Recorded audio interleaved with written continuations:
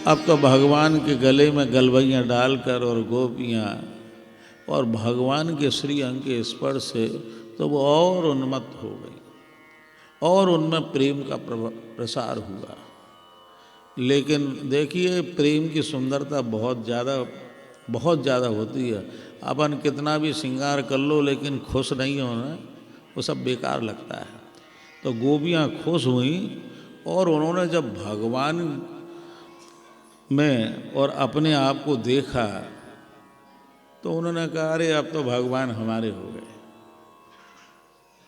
ये नेत्रों की लीला है, इसलिए इसका सिद्धांत यही है कि श्री राधा वल्लभ मुख कमल निरख नयन हरिवंश, कि तुम यदि राधा वल्लभ लाल के मुख कमल का दर्शन करना चाहते हो तो प्रेम से श्री हरिवंश श्री हरिवंश श्री हरिवंश श्री हरिवंश करते रहो, तब तुम उन राधा वल्लभ लाल के दर्शन कर पाओगे।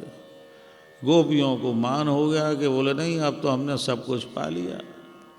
अब भगवान ने देखा कि अरे अब ये तो मुझको भूल गई, वहीं प्रेम के मार्ग से हट गई तो भगवान अंतर ध्यान हो गए। अंतर ध्यान का मतलब क्या हुआ कि गायब हो गए? नहीं, जो उनको दिख रहा था या जो प्रसाद प्रेम प्रसाद उनको मिल रहा था वो उससे विलग हो गई। जैसे आप विषयांतर हो जाओ या ये जो डिस्टरबेंस चलता है निकल जाती है वो वस्तु।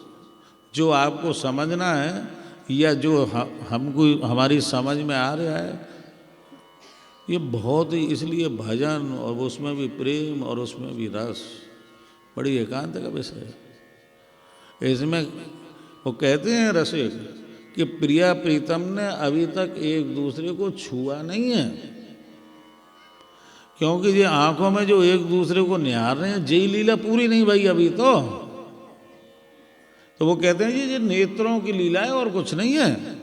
राधा वल्लभी संप्रदाय वृंदावन में और जो अन्य संप्रदाय वाले लोग कहते हैं जी ये तो नेत्रों की संप्रदाय है, इनका ये रस है, ये रस है।